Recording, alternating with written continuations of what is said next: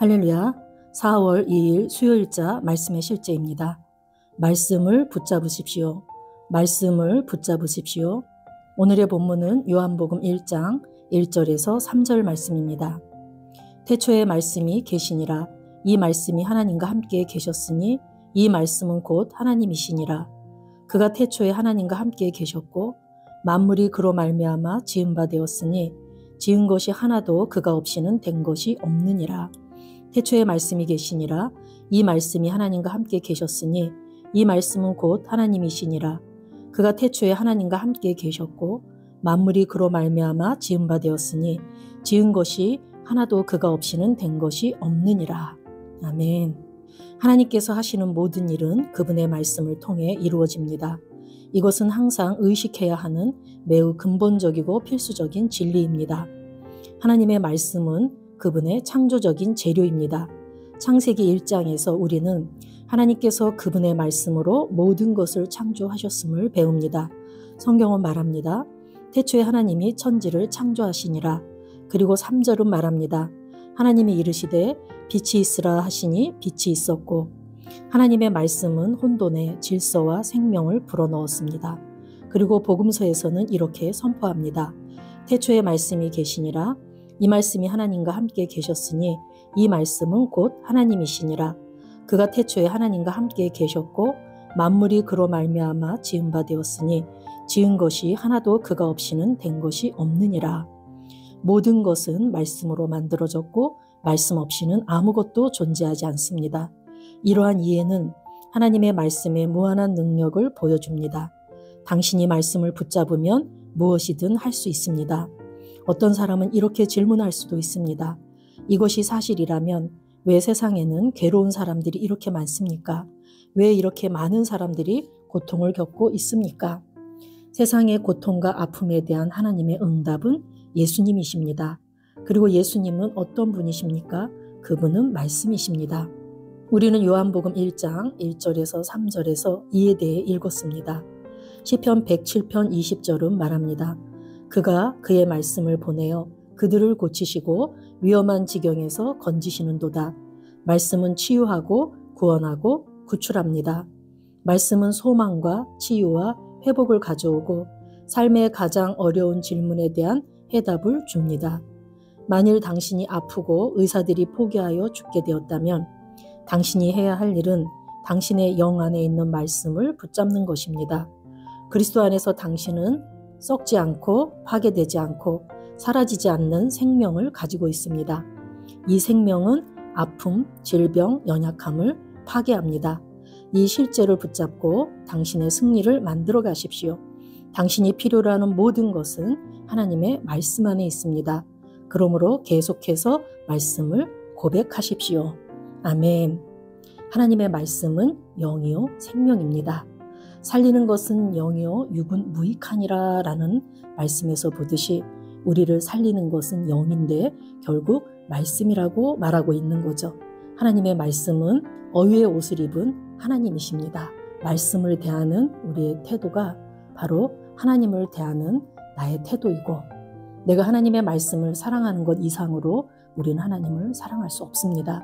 하나님의 말씀에 순복하는 것 이상으로 하나님께 순복할 수도 없고 우리가 하나님의 말씀을 공경하는 것 이상으로 하나님을 공경할 수도 없습니다.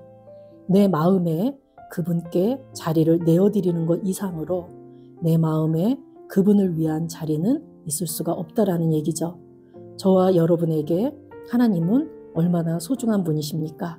그런데 우리가 하나님의 말씀이 나에게 소중한 만큼 하나님은 나에게 소중한 분이시라는 것도 우리가 꼭 알아야 될 줄로 믿습니다.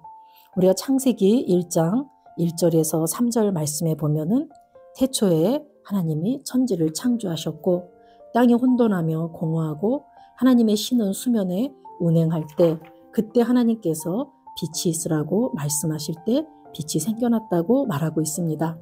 하나님이 빛이 있으라고 말씀하실 때 그 하나님의 말씀과 운행하고 계셨던 하나님의 영이 연합하면서 창조 작업이 일어났고 빛이 생기게 되었으며 하나님의 목적이 성취되게 되었습니다.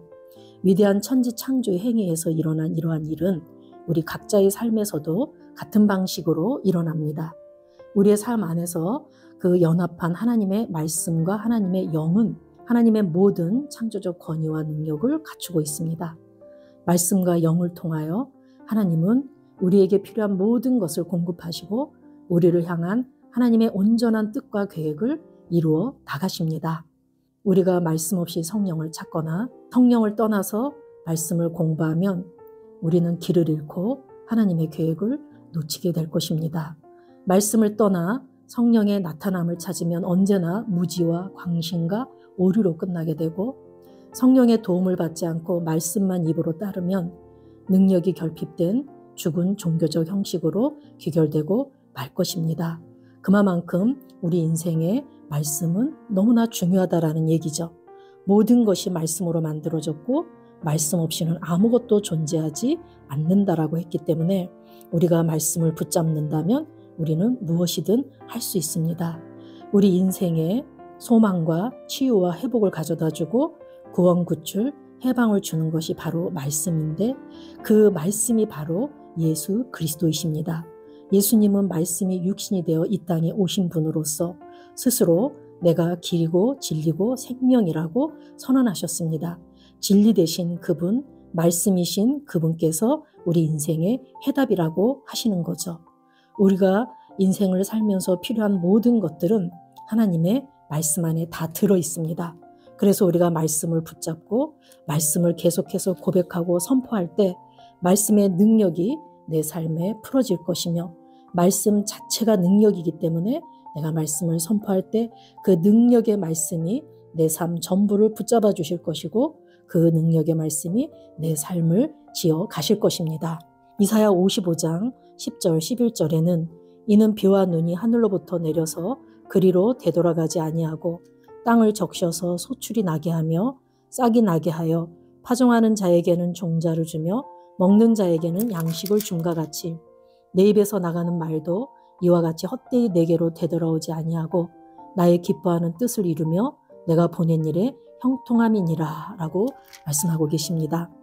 비와 눈이 하늘에서 내린다면 반드시 땅을 적셔서 소출이 나게 하고 싹이 나게 하고 열매를 거둘 수밖에 없듯이 하나님의 입에서 나오는 이 모든 말씀도 결국에는 하나님의 뜻을 이루고 또 형통함이라고 오늘 말씀하고 있는데 저와 여러분의 삶 가운데 말씀이 선포되어진다면 반드시 결과물을 낸다라고 말씀하고 계신 것입니다. 시편 33편 6절에 보면 여호와의 말씀으로 하늘이 지음이 되었으며 그 만상을 그의 입기운으로 이루었도다.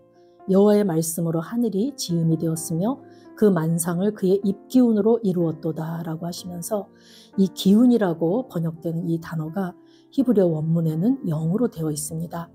이 기운이라는 단어를 사용해서 하나님의 영이 운행하는 모습을 아름답게 묘사하고 있는데 결국 하나님의 말씀이 하나님의 입으로부터 나갈 때 하나님의 영, 곧 하나님의 기운, 하나님의 숨결, 하나님의 에너지도 따라 나간다라는 얘기죠.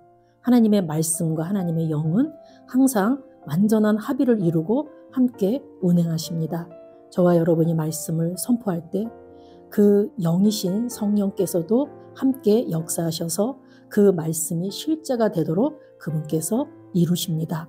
그래서 우리는 어느 때나 이 말씀을 붙잡고 승리하는 삶을 향해 나아가십니다. 아멘. 우리 기도 같이 2번 하시겠습니다. 사랑하는 아버지, 창조적이고 변화시키는 하나님의 말씀의 능력에 감사드립니다. 내가 하나님의 말씀을 묵상하고 선포할 때 나는 승리와 건강과 성공의 삶을 창조합니다. 하나님의 말씀은 내 안에 역사하며 하나님을 영화롭게 하는 결과를 맺습니다.